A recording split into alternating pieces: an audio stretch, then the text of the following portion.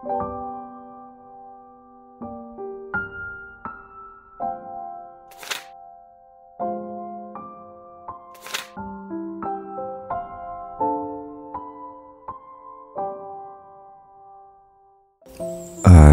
Santos nga Ebanghelyo pare na nga adlaw Agosto 14, tuig 2025. Huwebes, han ikanapulo kag siyam nga simanahan katuigan. Memorial ni San Maximiliano Kolbe, usa nga padi og martir. Kinuha dida kan San Mateo kapitulo 18 bersikulo 21 tubtob ngadto han kapitulo 19 bersikulo 1. Dinaup hi Pedro kan Hesus nga nagpakiana, Ginoo, kunan akon bugto, magpinakasala akon. Makakapira ko ba hiya pasasaylo Makapito ba? Binaton ni Jesus, diri la makapito, kundi makakapituan kagpito. Kayan ginhadian han langit, sugad hinhadi, nga nakigtuhay han mga utang han iya mga suruguon. Nagtikang palahiya pagtuhay, ngandadun ha iya inusa nga makalilisang kadako han iya utang. Tungod nga waray man hiya igo nga igbarayad han iya utang, nagsugo aniya agaron nga igbaligya hiya, sugad nga usa nga uripon, upod ani asawa, nga nan iya kabataan, ngan nga tanan, nga iya hiagi, basi makabayad han iya utang. Linuhod ang suruguon, hatubangan han iya agaron, nga nakimaluoy hin pagsiring. Agaron, angan-angana gad ako, ngan babayaran ko ikaw han nga tanan. Naluoy ha iya an agaron, sanglit ginpara nala an iya utang, ngan ginpalakat hiya. Ginawas an tao, ngan iginkita hin iya ig kasi suruguon, nga nakakautang hin pirala ka pesos sa iya. Ginrabot hiya, ginkaptan haliog, ngan ginsiring, baydi ako han imo utang.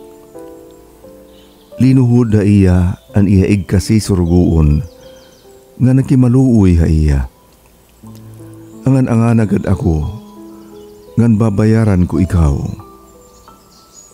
Kundi waray hiya pabaribad, igin papriso lugod niya, nga da han pakabayad han utang. Han pakabati han iba nga mga suruguon, han nahinabo, ura-ura ni rakabido, ngan kinantuhirahan ira agaron, hin pagsumat han nga tanan, nga nahinabo.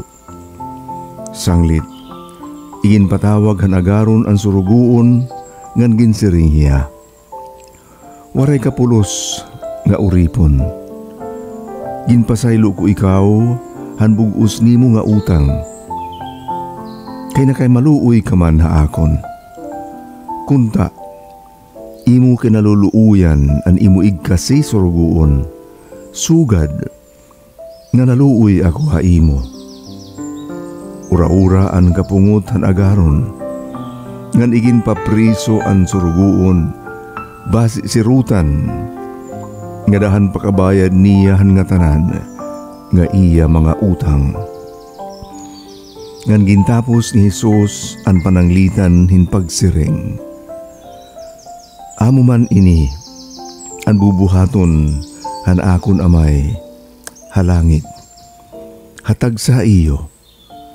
Kundiri kamo magpasaylo han iyo bugto, tikang hasagud han iyo kasing-kasing. Katapos ni Jesus pagyakan hini nga mga butang, binaya hiya ha Galilea, ngan kinadto hang katunaan han Judea, hatabok han salog Jordan. An ebanghelyo han Ginoo. Pagdayaon ka, Kristo. Haliputay nga pamalandong an ebanghelyo yan ang adlaw. Uraurahin ka mahinungdanon ini nga ebanghelyo para aton nga tanan nga mga Kristiyano ug bisan pa nga diri mga Kristiyano. Nagsusumatinihan ka matuuran nga hikita ang tao sobrahin kadako iton atraso, iton utang han Dios. Sobrait aton mga kaluyahan ngan sobrait aton ka magpakasasala. Ug didahabot nga hini ang ginbuhatan Dios amuan iya pagpakita an iya gihalarumi nga gugma nga waray lain kundi riya niya kaluoy, kalukmay, pagpaid, pagpasaylo an aton mga sala. Diri la pasaylo apulong kundi ini nga pulong nagpakatao. Salita niya pasaylo igin padara niya anak. Basi hiyaan bumaton ang aton mga kasalanan. Pinaagihan niya pagsakit, kamatayon, ug kabanhaw di krus. Basi anhin uman na naguukoy, hin kamatayon tungod hin kadakuan sala. Matagan hinigayon, hin kabanhaw, upod ha iya. Ini nga iya ginbuhat nga pasaylo, nagkakamay adahin tinuod nga kahingpitan ug kahulugan. Ini nga pasaylohan Dios, nagkakamayada hingpit nga kahulugan didahan tao, kundiin nabunga didahaiya ang pasaylohan Dios.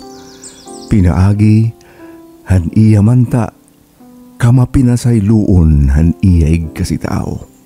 Kung sugad adton tao nga ginpasaylohan Dios, nagiging mapinasayloon liwat an iya ig kasi tao nga nakasala ha iya. Sugad iton aton pinangangari di daton amay namon kun kita nasiring pasaylua kami han amon mga sala, sugad han pagpasaylo namon hanton mga nakasala ha amon. Kay kundiri ini mahinabo, mapapakyas, magiging waray kahulugan an pasaylo nga aton kinarawat tikang han amay.